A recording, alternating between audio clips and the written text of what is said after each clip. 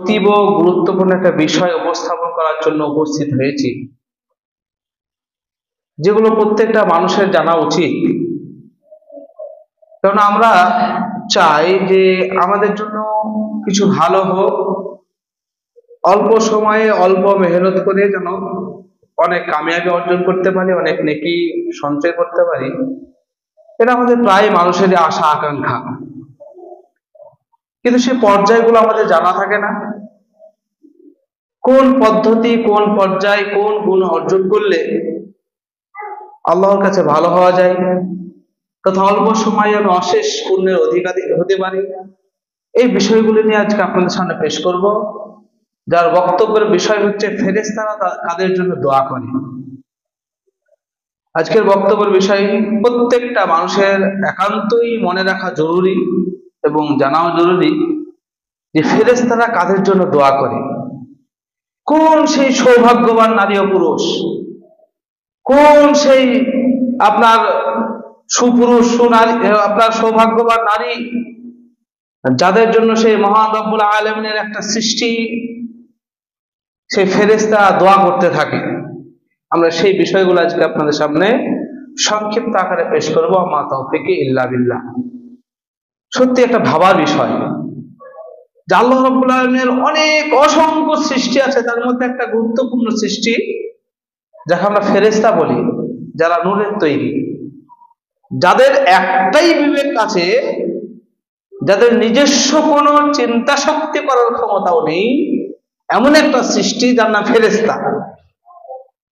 যাদের অনেক শক্তি সাহস দিয়ে আল্লাহ রাব্বুল আলামিন সৃষ্টি করেছেন, যাদের শুধুমাত্র কাজ হচ্ছে আল্লাহর হুকুম পালন করা, নিজস্ব ব্যক্তি স্বাধীনতা বলে তাদের কাছে নেই।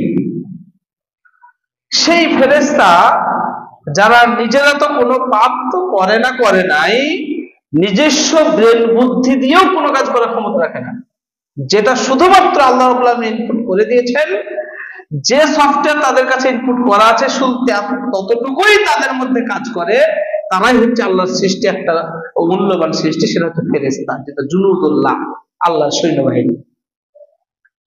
সেই ফেরেশতা কারা আর একটু বুঝাই। সেই ফেরেশতা এমন একটা সৃষ্টি যাদের নিজস্ব দেহের কোনো আলন্তি নেই, যাদের দৈহিক কোনো আলন্তি নেই, ক্লান্তি নেই, যাদের মধ্যে কোন রকম আপনার নিদ্রা তন্দ্রা কিছুই আসে না। যেই ফেরেশতা যাদের তন্দ্রা নিদ্রা ঘুমেরও প্রয়োজন হয় না, তারপরে কিছু আরাম আয়েশ করারও প্রয়োজন হয় না, এমন সৃষ্টি যারা ফেরেশতা। সেই ফেরেশতা কারা? সেই ফেরেশতা যাদের খাবারও প্রয়োজন হয় না, যাদের নিজস্ব, যেমন আমাদের নানা মুখে আমাদের প্রয়োজন হয়, প্রয়োজন মেটাতে হয়, পেশাব পায়খানা, খাবারের, শারীরিক সুস্থতা করার জন্য ঘুমের, কিন্তু তাদের কোনো প্রয়োজন হয় না। আমরা একটা হাদিস থেকে এটা জানতে পারি। যেমন আল্লাহ রাসূল সাল্লাল্লাহু আলাইহি ওয়াসাল্লাম তিনি বলেছেন, যখন মানুষকে কবরে রেখে আসা হবে, যদি সে মুমিন নারী পুরুষ না হয়, তাহলে ফেরেশতা কবরে তাকে পিটাবে, তাকে প্রহার করবে। যে ফেরেশতা কানেও শোনে না, চোখেও দেখে না, মুখেও কথা বলে না, এইরকম ফেরেশতা আল্লাহ সৃষ্টি করেছেন। ওই কবরে তাদেরকে নিযুক্ত করা হবে কিসের জন্য? শাস্তি দেওয়ার জন্য। তা যে ফেরেশতাকে কবরে নিযুক্ত করা হবে, এটা আমরা সবাই জেনেছি, তাই আপনাদেরকে বলছি।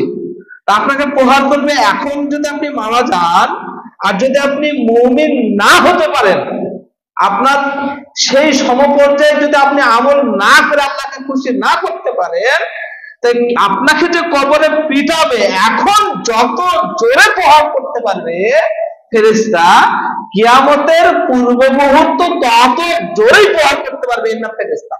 কেন? তাদের দেহে আলন্তি নেই।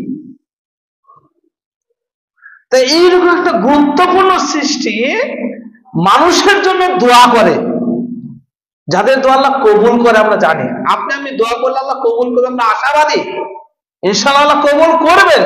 কিন্তু ফেরেশতারা দোয়া করলে আমরা আরো বেশি আশাবাদী যে তিনি 100% কবুল করবেন ইনশাআল্লাহ। তা সেই ফেরেশতা দোয়া করবে কাদের জন্য? কারা সেই সৌভাগ্যবান, কারা সেই সৌভাগ্যবান নারী ও পুরুষ যাদের জন্য ফেরেশতারা দোয়া করে? আপনি আমি তো মনে করি যে আপনার আমার জন্য তো একটু কেউ সামান্য কি করে সুপারিশ করে দেন, সেটা বিশাল বড় পাওয়া, তাই না? আপনার ছেলে কলেজে ভর্তি হতে পারছে না সামান্য কিছু ডিসপুটের জন্য, কোন একজন দায়িত্বশীল ব্যক্তি, কোন একজন নেতা, কোন একজন আপনার এরকম ব্যক্তি কলেজে গিয়ে আপনার জন্য সুপারিশ করে দেশে যে ছেলেটাকে ভর্তি নেন, তা আপনি তার কাছে কি করেন? মানে সারা জীবনে একটা কৃতজ্ঞতা স্বীকার করেন, তাই কিনা?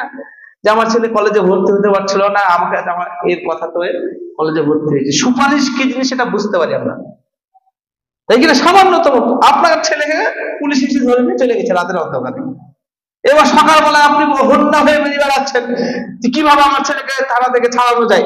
এবার কেউ একজনে আপনার গ্রামের দায়িত্বশীল মোড়ল মেম্বার, কেউ এমপি, কেউ সুপারিশ করলো যে ছেলে দোষ নেই, একে ছেড়ে দিল। আপনি বিশাল কৃতজ্ঞতা স্বীকার করছেন যে যাক একটু সুপারিশ করলো, একটু বললো, তো আমার ছেলেকে ছেড়ে দিল, তাই কিনা? কিন্তু আপনার যেখানে সারা জীবনের অনন্তকাল যেখানে কাটাতে হবে, সেই পরকালীন জীবনের সুখময় জীবনের জন্য, জান্নাত যাওয়ার জন্য আপনার জন্য দোয়া করে আপনার সব থেকে হিতাকাঙ্ক্ষী সে আল্লাহর একটা সৃষ্টি, যার নাম ফেরেশতা, যাদের না খাবারের প্রয়োজন হয়, না তাদের ঘুমের প্রয়োজন হয়, না তাদের নিজস্ব কোনো কাজ মেটায়, তারা শুধুমাত্র দোয়া করে। এইরকম আল্লাহ সৃষ্টি তাদের জন্য রেখেছেন যারা শুধুমাত্র দোয়াই করেন মানুষের জন্য, যেসব গুণের জন্য, সেই গুণগুলো আজকে আমরা তাদের সামনে ইনশাআল্লাহ আলোচনা করবো। তাহলে সামান্যতম একটু সুপারিশ করাতে আমরা বিশাল কৃতজ্ঞ হই। তাহলে অনন্তকাল যেখানে আপনি আমি বসবাস করব, যেখানে আমরা অবস্থান করব পরকালে, সেই জীবনের জন্য সেই সব সৌভাগ্যবান নারী ও পুরুষ যাদের জন্য ফেরেশতারা পর্যন্ত দোয়া করে, আমাদের একটু জানার ইচ্ছা হয় কিনা যে কারা সেই সৌভাগ্যবান নারী ও পুরুষ? আপনি আমি মনে করছি ৭৫ সাল করবো, চলে যাবো, বাস। কিন্তু আপনার বেনিফিটটা কি? কোন গুণটা অর্জন করতে পারলে আমি সেই সৌভাগ্যবান হতে পারবো, যার সেই ফেরেশতাদের দোয়া পেতে পারি? এতটুকু আমাদের জানার ইচ্ছা হয় না, আমরা জানিও না। আমরা বহু আলোচনা শুনি, বহু আলোচনা আমাদের সামনে পেশ করা হয়, কিন্তু সামান্যতম কিছু গুণ আছে যেগুলো আমরা চাইলেই অর্জন করতে পারি। বুঝতে পারছেন কিনা? সামান্যতম যে কিছু গুণ আছে, যে গুণগুলো আমরা চাইলেই অর্জন করতে পারি এবং ফেরেশতাদের দোয়ার অন্তর্ভুক্ত হতে পারি, সেই গুণগুলো কিন্তু আমাদের আলোচনাও হয় না, আমরা জানার চেষ্টাও করি। আজকে আপনাদের সামনে কয়েকটি পয়েন্ট আলোচনা করবো, আপনারা খুব মনোযোগ দিয়ে শুনবেন। এতক্ষণ তো ভূমিকা আলোচনা করছেন, আমি আপনাদের সামনে আলোচনা করছি। সেই গুণগুলো যদি আপনার মধ্যে থাকে, তাহলে আপনার জন্য ফেরেশতারা দোয়া করবে। আপনার জন্য কে দোয়া করবে বলেন? ফেরেশতা দোয়া করবে। আর আপনি মৌলভী সাহেব দোয়া করলে আল্লাহ কবুল করতেও পারে, না করতেও পারে, কেন আমি আপনি তো যেদিকে বৃষ্টি আসে সেদিকে ছাতা ধরি, তাই কিনা? মৌলভী সমাজের একজন আপনার বিশিষ্ট ব্যক্তি যদি ২০০০ টাকা বুঝে দেয়, তা আমি সুদ হালাল বলে দিই, তাই কিনা? তা আমার আপনার দোয়া আল্লাহ কবুল করতেও পারে, না করতেও পারে, নিশ্চয়তা নেই, সংশয় আছে। কিন্তু ফেরেশতা এমন একজন আল্লাহ সৃষ্টি যাদের দোয়া কবুল হবে বলে ১০০% আশাবাদী। সেই ফেরেশতা আপনার আমার জন্য দোয়া করে যে কিছু গুণের জন্য। আবার কিছু এমন কপাল পোড়া মানুষ আছে, কিছু নাদান মানুষ আছে, যাদের খারাপ গুণের জন্য ফেরেশতা আবার অভিশাপ দেয়, যেগুলো একদিন আলোচনা করা সম্ভব হবে না। আজকে আমরা যে পয়েন্টগুলো আলোচনা করবো, যে কোন গুণগুলো থাকলে সেই সৌভাগ্যবান নারী ও পুরুষ আপনি হতে পারবেন, ফেরেশতারা আপনার জন্য দোয়া করবে। নাম্বার ১, চলুন, আল্লাহ সাল্লাল্লাহু আলাইহি ওয়াসাল্লাম বলেছেন একবারে সিম্পল, যে আল্লাহ রাসূলের প্রতি যারা দরুদ পড়ে, আল্লাহ রাসূলের প্রতি যারা দরুদ পড়ে যেসব মানুষ, তাদের জন্য ফেরেশতারা দোয়া করে। বুঝতে পারছেন না? একবারে সিম্পল। এমন নয় যে আপনাকে সারাদিন ঘটা করে আপনার ওই তাসবিহ তাহলিল করতে হবে, জিকির আজকার করতে হবে, তাহাজ্জুদ করতে হবে, অনেক কিছু করতে হবে, এরকম নয়। শুধু আল্লাহ রাসূল কি বললেন? আল্লাহ রাসূল বললেন যে যারা নবীর উপরে অর্থাৎ আমার উপরে যারা দরুদ পাঠ করে, তাদের জন্য ফেরেশতারা পর্যন্ত দোয়া করে।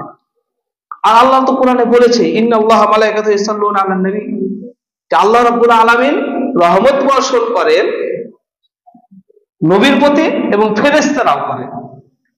আর আল্লাহ রাসূল কি বললেন? যেসব মানুষেরা আমার উপরে দরুদ পাঠ করবে, তাদের জন্য ফেরেশতারা দোয়া করবে।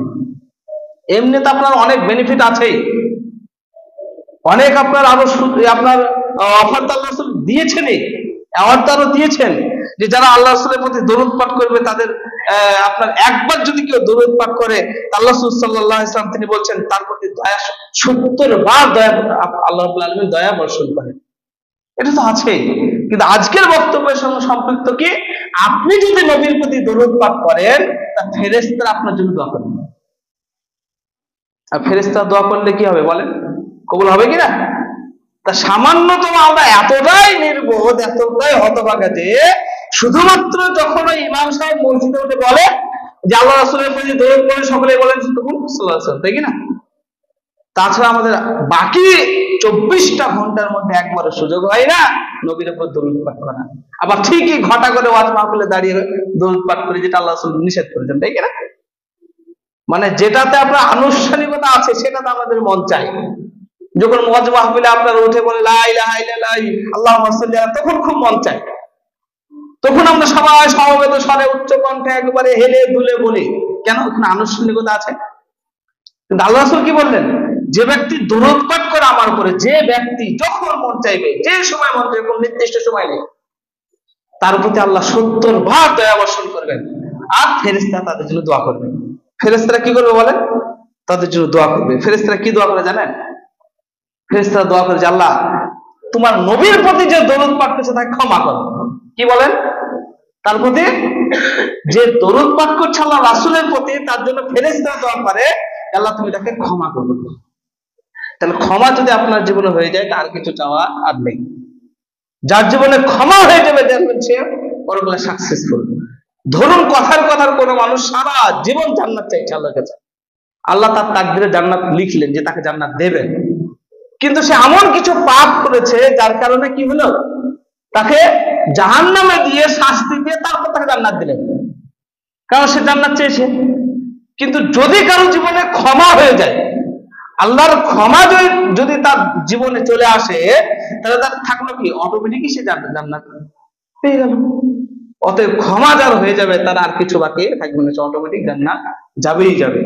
তা আল্লাহ রাসূল সাল্লাল্লাহু আলাইহি ওয়াসাল্লাম তিনি বললেন যে যেসব ব্যক্তিরা, সে নারী পুরুষে যে এমনই হোক না কেন, শুধু মৌলবী আলেম হাজী গাজী তা নয়, আপনি রিকশা চালক, আপনি দিন মজুর করেন, আপনি শ্রমিক লেভেলের মানুষ, আপনি শিক্ষিত মানুষ, আপনি মাস্টার মানুষ, এই হোক না কেন, আল্লাহ রাসূলের প্রতি দরুদ পাঠ করেছেন, এমন কোন আহামরি সময় নেই।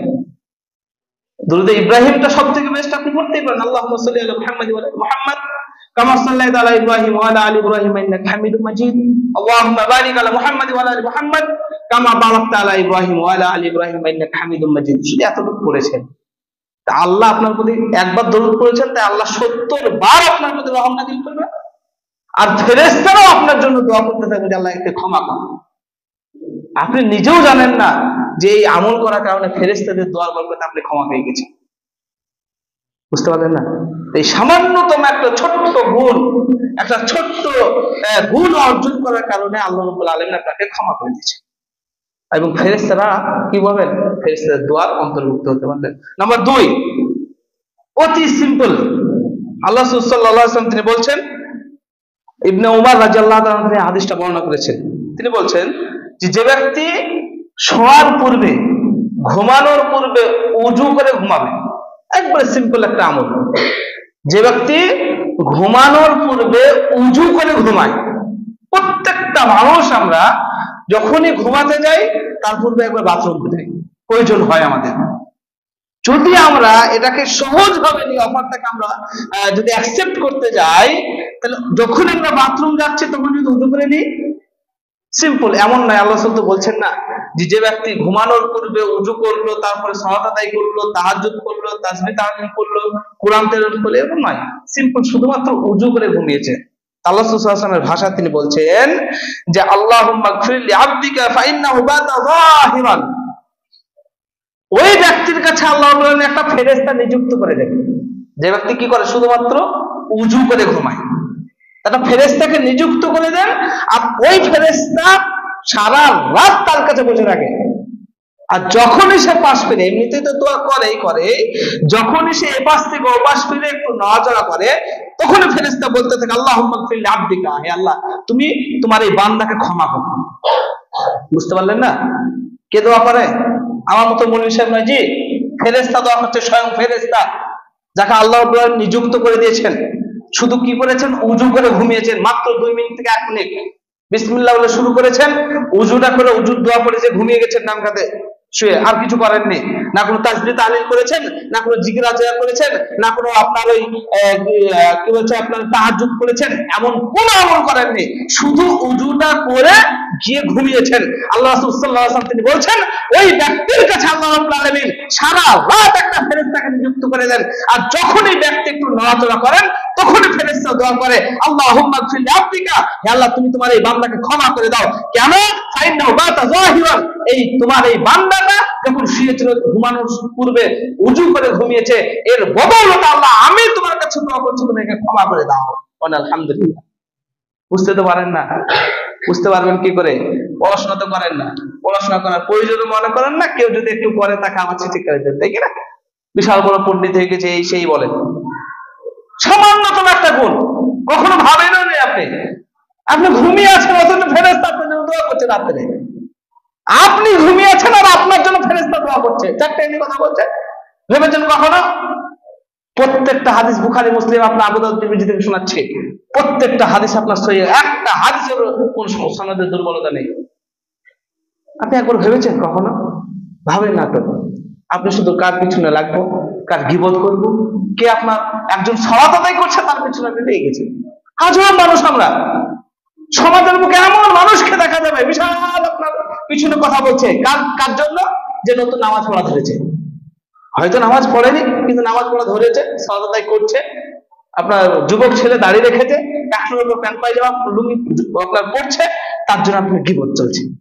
আশ্চর্য ব্যাপার। অথচ ওই সমাজে হাজারো যুবক আছে যারা নেশায় মেতে আছে, হাজারো যুবক আছে যারা সালাত পড়ে না, হাজারো যুবক আছে যারা আপনার জুয়া খেলায় অংশগ্রহণ করে, তাদের জন্য কোনো ভ্রুক্ষেপ নেই, কিন্তু পড়াই পড়ে আপনার রাস্তার মোড়ে মোড়ে চায় দোকানে বসে কার জন্য কথা হয়? যে নতুন নামাজ ধরেছে। আশ্চর্য মানুষ আমরা। কেউ যদি বলে যে ভাই উজু করে ঘুমাতো, তুমি পণ্ডিত হয়ে গেছো, তুমি করো না, তাই কিনা? অথচ সামান্যতম একটাই আমল, এর জন্য আহামরি কিছু করার প্রয়োজন নেই, শুধু আল্লাহ এতটুকুই বলেছেন। আপনি বিশ্বাস করুন, আল্লাহর কসম করে বলছে, শুধু যদি কেউ খালেস নিয়ে তো উজু করে ঘুমায়, আল্লাহ রাসূল বলেছেন তার জন্য একটা ফেরেশতা সারা রাত সেখানে আল্লাহ মোতায়েন করে দেন এবং ফেরেশতা দোয়া করতে থাকে, আল্লাহুম্মা গফির লিআবদিকা। কেন? ফাইন্নাহু বাতা যাহিরান, আপনার এই বান্দা, আপনার এই বান্দি রাত্রে শোয়ার সময় উজু করে ঘুমিয়েছিল, অতএব আল্লাহ একে তুমি ক্ষমা করে দাও। ফেরেশতার দোয়া কবুল হবে কিনা? শুধু উজু করে ঘুমানোর জন্য আপনার এমন আপনার খালেস নিয়তে উজু করে ঘুমিয়েছেন, আপনি কখন আপনি জানেনই না আল্লাহর মাগফিরাত পেয়ে গেছেন, আল্লাহর ক্ষমা পেয়ে গেছেন। অবশ্যই আজকে থেকে জানে প্রাণে চেষ্টা করবেন প্রত্যেকটা দিন, ব্যতিক্রম সেটা ভিন্ন কথা, যেন আপনার ঘুমানোর পূর্বে বাথরুম সেরে উজু করে ঘুমানো, বলে ইনশাআল্লাহ।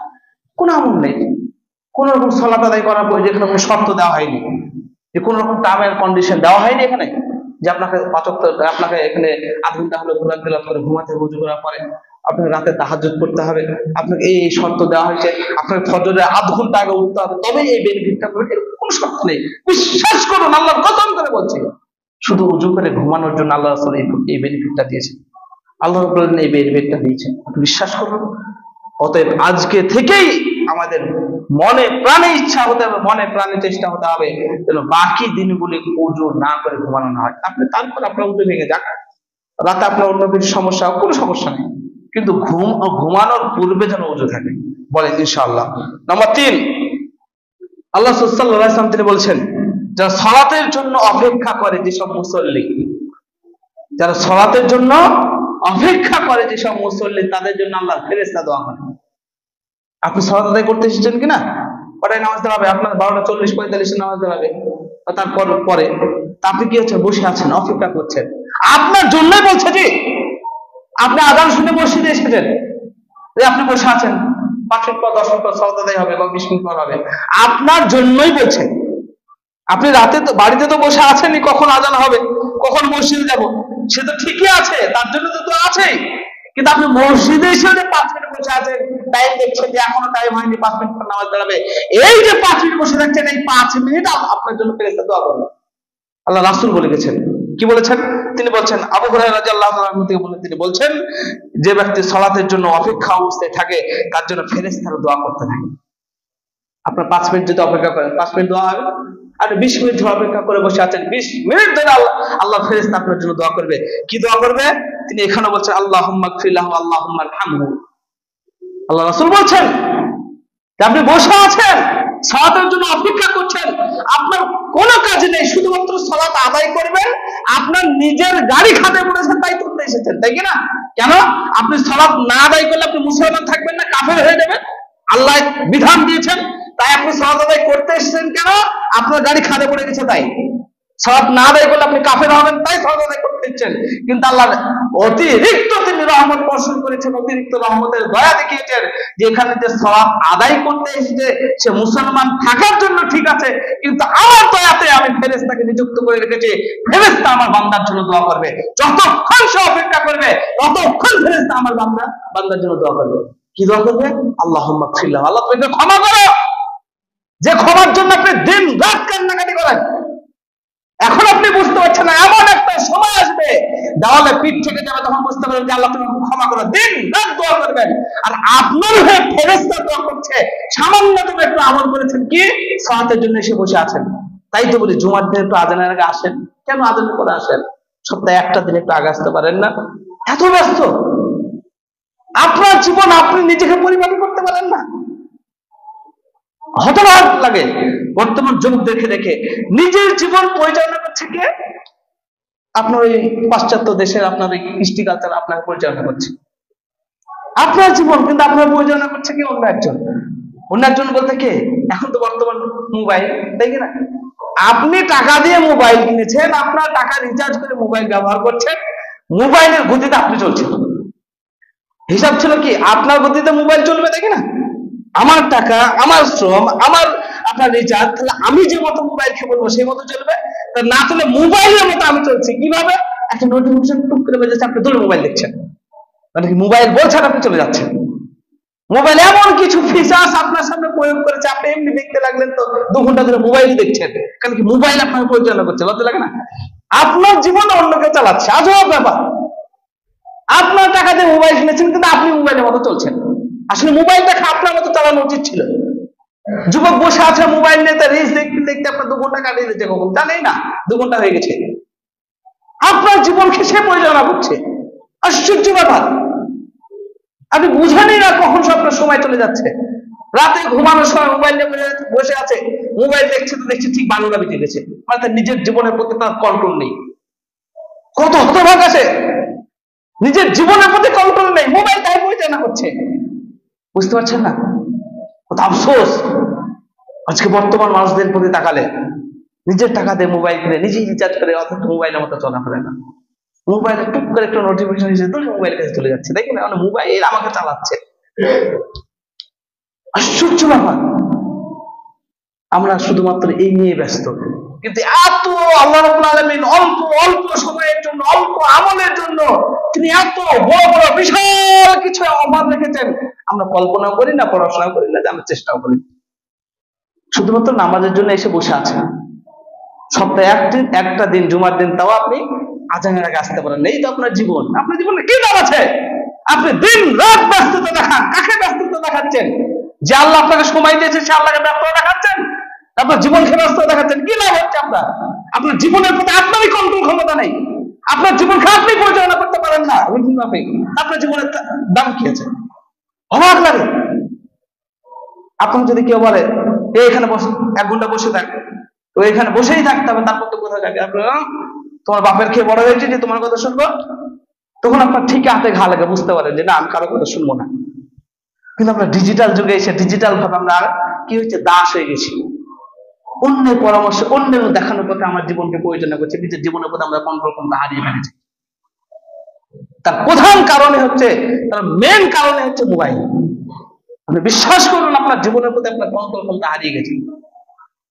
তাই আপনার বলার প্রয়োজন মনে করছে সামান্যতম একটু আমল করুন, যে আপনার অশেষ, যেটা বৃহত্তম সময়, যেটা আপনার অনন্ত অনন্তকাল জীবন, যে জীবন আমাদের জন্য অপেক্ষা করছে পরকাল, সেখানে আপনি সুখময় জীবন লাভ করবেন। শুধু আপনার জীবনের প্রতি আপনি কন্ট্রোল ক্ষমতা করতে পারেন। একটু 2 মিনিট সময় পাবেন না? এতটা অপদার্থ? ঘুমানোর পূর্বে বাথরুম তো নিতেই যাচ্ছি, তো উজু করে এসে ঘুমাতে পারবো না? আপনি এতটাই অপদার্থ? আমার সময়ের প্রতি আমার কন্ট্রোল নেই, আমার জীবনের প্রতি আমার কন্ট্রোল ক্ষমতা নেই, আমার জীবনকে আমি কিভাবে পরিচালনা করবো সেটা আমি জানি না, অথচ আমি পারি না। আমি পারি না কেন? আমাকে শয়তান পরিচালনা করছে, আমাকে সোশ্যাল মিডিয়া মোবাইল পরিচালনা করছে, মোবাইল দেখতে দেখতে ঘন্টা পর ঘন্টা কাটিয়ে দিচ্ছে, কিন্তু 2 মিনিট সময় বের করে উজু করে এই অফারটা আমি নিতে পারছি না। আশ্চর্য ব্যাপার না? যেটা বলছিলাম, একটু নিজের জীবনের প্রতি কন্ট্রোল ক্ষমতা প্রয়োগ করুন। যারা সালাতের জন্য অপেক্ষা করে, যতক্ষণ মানুষ অপেক্ষা করে ততক্ষণ আল্লাহ সাল্লাল্লাহু আলাইহি ওয়াসাল্লাম বলেন ফেরেশতারা দোয়া করে, আল্লাহুম্মা গফিরলি, আল্লাহ তুমি একটু ক্ষমা করো। আর কি করো? আর এর প্রতি রহমত নাজিল করো। যার জীবনে রহমত নেই তার জীবনে কিছুই নেই। আপনি কোটি টাকার মালিক হয়ে গেলেও গোটা দুনিয়া সম্পদ যদি আপনাকে দিয়ে দেয়, তারপর আপনি বিন্দু মাত্র প্রশান্তি লাভ করতে পারবেন না যদি আল্লাহ আপনার প্রতি আল্লাহর রহম না থাকে। আপনি বিশ্বাস করুন, কোটিপতি হওয়ার পরেও মানুষ আত্মহত্যা করে, কিন্তু দেখবেন একজন রিক্সা চালক যতক্ষণে রিক্সা চালায় ততক্ষণ খেতে পাই, দেখবেন সে সুন্দরভাবে জীবনযাপন করছে, মনে প্রশান্তি নিয়ে আত্মতৃপ্তি সহকারে সে জীবনযাপন করছে, সহযোগিতা করে, ভালোভাবে চলাফেরা করে, রিক্সা চালায়, খাই, কোনো সমস্যা নেই। আর কোটি টাকার সম্পত্তি পাওয়ার পরও যার হিসাব রাখার জন্য ম্যানেজার রাখতে হয়, সেই ব্যক্তি আত্মহত্যা করছে। কেন? তার জীবনে রহমত নেই। যার জীবনে রহমত নেই, যার জীবনে আল্লাহর দয়া নেই, তার জীবন সুন্দর চলতে পারে না। যতই বাহ্যিক ভাবে মনে হোক আপনাকে সে বিশাল ভালো আছে, সুদখোর আপনার বিশাল কোটিপতি, গাড়ি বাড়ি করেছে, এসি রুমে ঘুমাচ্ছে, আপনার মনে হচ্ছে জি না, তার জীবনে প্রশান্তি জীবনে আসবে না। জীবনে সে সোনার খাবে যদি সে থাকে, তার প্রশান্তির ঘুম আসতে পারে না, কারণ তার জীবনে আল্লাহর দয়া নেই। যে ব্যক্তি ফজর এশা সালাতের পরে আপনার ওই ছেঁড়া ক্যাথায় যেখানে আপনার মাটিতে শুয়ে ঘুমিয়েছে, ফজরের সময় উঠবো বলে নিয়ত করে, তার যে প্রশান্তির ঘুম হবে।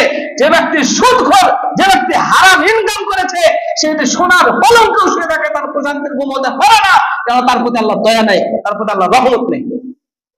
আর ফেরেশতা আপনার হয়ে দোয়া করছে, আপনি জানেনই না। আপনি নামাজের জন্য এসে বসে আছেন, বয়স্ক মুরব্বী লোক, জীবনে কোনোদিন শুনেও নি, জীবনে কোনোদিন জানেও না, কিন্তু আজান হলেই মসজিদে এসে বসে থাকে। ওই ব্যক্তির জন্য প্রতিদিন ফেরেশতা দোয়া করে, জানেন না আসলে ব্যক্তি আল্লাহ তাকে ক্ষমা লিখে দিয়েছেন, সে একবারে আপনার ক্ষমা হয়ে এসে পরকালে উঠবে। জানেন না আপনারা? এই ছোট্ট ছোট্ট যদি আমরা সময়টা একটু ব্যয় করে আমলটা করি, আমাদের জন্য ফেরেশতা দোয়া করবে, মানুষ তো দূরের কথা। তারপর যেটা বলছিলাম, পরের যে পয়েন্টটা আলোচনা করছিলাম, যে ফেরেশতা আর কাদের জন্য দোয়া করেন? আল্লাহ সাল্লাল্লাহু আলাইহি ওয়াসাল্লাম তিনি বলেছেন, যারা সালাত আদায় করতে এসে প্রথম সারিতে সালাত আদায় করে, যারা সালাত আদায় করতে আসে এবং প্রথম সারিতে যারা সালাত আদায় করে, তাদের জন্য ফেরেশতারা দোয়া করে। আল্লাহ রাসূলের ভাষা কি? কারণ রাসূলুল্লাহ সাল্লাল্লাহু আলাইহি ওয়াসাল্লাম ইয়াকুল ইন্নাল্লাহা ওয়া মালাইকাতাহু ইউসাল্লুনা আলাস সাফফিল আউয়াল। যারা প্রথম কাতারের যারা মুসল্লি, আপনি বাড়ি থেকে নিয়ত করে এসেছেন, বাড়ি থেকে নিয়ত করে এসেছেন যে আমি প্রথম কাতারে সালাত আদায় করব, আপনার নিয়তেই আল্লাহ দোয়া কবুল করে নেবেন। এবং আপনি এসে প্রথম কাতারে সালাত আদায় করছেন, তা আল্লাহ রাসূল বলছেন যে ফেরেশতারা তাদের জন্য দোয়া করে। আপনার এমনি কোনো সেরকম এক্সট্রা কিছু খাটনি নেই, এসে প্রথম কাতারে সালাত আদায় করছেন, কিন্তু আপনার নিয়ত করে এসেছেন প্রথম কাতারে সালাত আদায় করবো, কিন্তু এসে দেখছেন মসজিদ ভর্তি হয়ে যায়, তবুও আপনার নিয়তের বদৌলতে আল্লাহ আপনাকে নেকি দেবে। কিন্তু আপনার মনে হয়েছে কি সালাত দাঁড়াক, সমস্যা নেই, শেষের দিকে যাব, এক রাকাত পাবো, সালাত আদায় করে বাকিটা পরে চলে আসবো। আপনার মনের নিয়ত এটাই। আল্লাহ রাসূল কি বলছেন? যারা প্রথম কাতারে সালাত আদায় করে তাদের জন্য ফেরেশতারা দোয়া করতে থাকে, তাদের প্রতি আল্লাহর রহমত নাজিল হয়। সময় তো অনেক হয়ে যাচ্ছে, যার কারণে বেশি আর বলতে পারছি না। তবে আরেকটা জিনিস এখানে বলে দিই, বলার পর শেষ করবো ইনশাআল্লাহ। আবার যদি কখনো আসি ইনশাআল্লাহ এগুলো বিস্তারিত আপনাদের সামনে পয়েন্ট করব। প্রায় তার মধ্যে 14টি পয়েন্ট আছে, মাত্র 4টি আলোচনা করা হলো। শেষ সাথে 5 নম্বরে যেটা আলোচনা করছিলাম, আল্লাহ সাল্লাল্লাহু আলাইহি ওয়াসাল্লাম তিনি বলেছেন, যারা কোনো ব্যক্তি যদি অসুস্থ হয় এবং তাকে যদি কেউ দেখতে চায়, তার জন্য ফেরেশতারা দোয়া করে। এমন আহামরি কোনো নেই। কিন্তু এখন আমাদের কি হয়ে গেছে বলেন, সমাজের ওই ব্যক্তি যদি, যার মাথায় তেল আছে বা যার একটু প্রভাবশালী, সে যদি অসুস্থ হয় তবেই দেখতে যায়। কিন্তু আল্লাহ রাসূল বলছেন যে প্রত্যেকটা মুসলিমের উপর অপর মুসলিমের 6টা হক আছে। হক তো আমরা ভালোই বুঝি, কখন জমি জায়গা ভাগের ক্ষেত্রে, তাই কি না? একটা বেটা ধরেন আপনার একটু কমজোরি, ব্রেন বুদ্ধিতে কমা, তবুও বলে যে আমি বাপের বেটা সমান ভাগ পাবো, মানে কিছু হক ঠিকই বুঝে কিনা? আমরা বাপের সয় সম্পত্তি ভাগ করতে গিয়ে হকটা ঠিক বুঝি। আল্লাহ রাসূল কি বলছেন যে প্রত্যেকটা মুসলিম অপর মুসলিমের কাছে 6টা হক রাখে। মানে আমার কাছ থেকে আপনি 6টা হক, 6টা জিনিস পাওয়ার অধিকার রাখেন, এটা আল্লাহ রাসূল বলছেন। প্রত্যেকটা মুসলিমের উপর অপর মুসলিমের 6টি হক আছে। তার মধ্যে একটা হক হচ্ছে, অন্যতম হক হচ্ছে, আমি অসুস্থ হলে আপনি আমাকে দেখতে আসতে বাধ্য।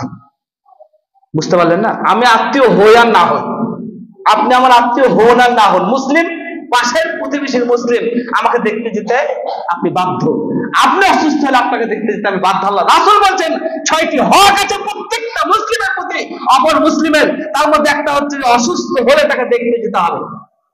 এটা তো আপনার হক করে দিল আল্লাহ। এবার আপনি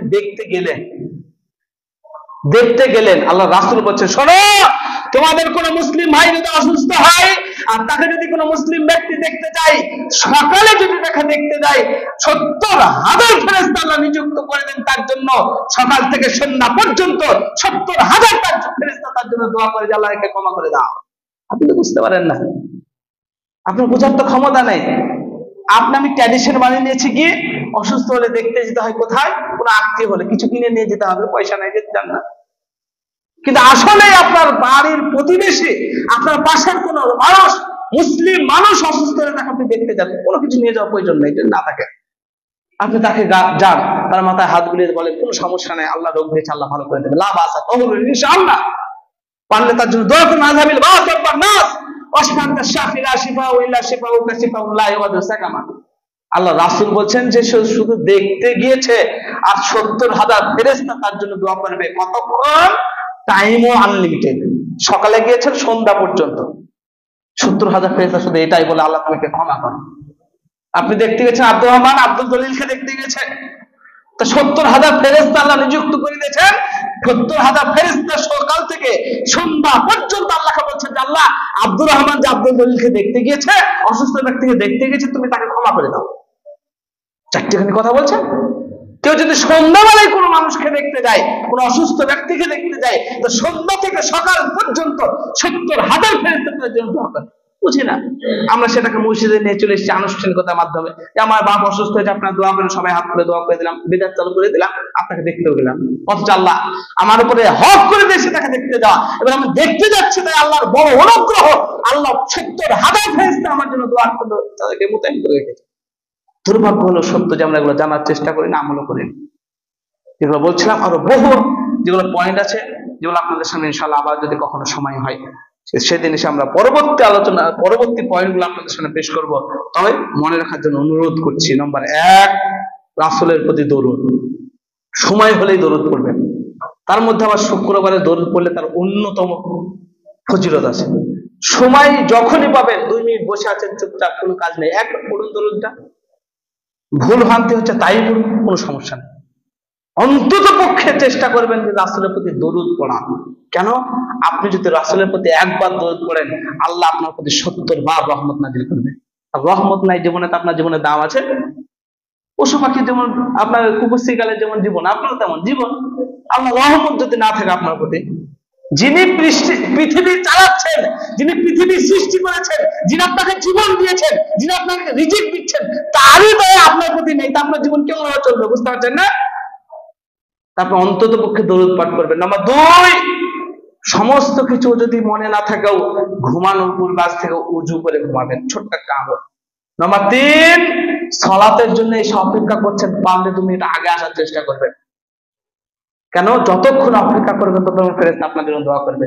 নাম্বার 4, সালাতে এসে প্রথম কাতারে দাঁড়ানোর নিয়ত করে আসবেন। জায়গা না পেলে সেই নিয়তের বদৌলতে আপনি ফজিলত পেয়ে যাবেন, সেই অফার আপনি পেয়ে যাবেন, কিন্তু নিয়ত করে আসবেন প্রথম কাতারে সালাত আদায় করার।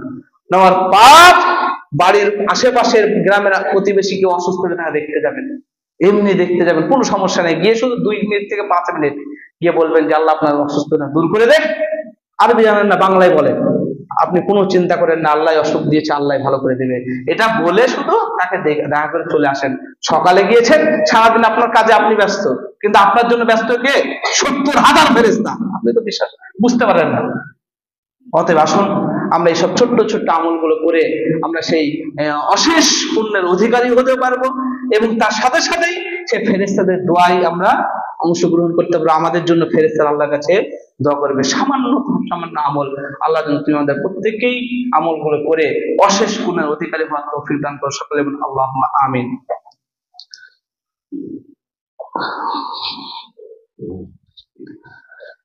আলহামদুলিল্লাহ ওয়াহদা ওয়াসসালাতু ওয়াসসালামু আলা মান লা নাবিয়্যা বা'দা আম্মা বা'দ। আমরা আজকের আলোচনায় আপনাদের সামনে যেটা পেশ করতে চাইলাম যে কিছু ছোট ছোট আমল আছে যার মাধ্যমে আমরা ফেরেশতাদের দোয়ার হতে পারবো, যেগুলো আমাদের জন্য ফেরেশতারা দোয়া করবে।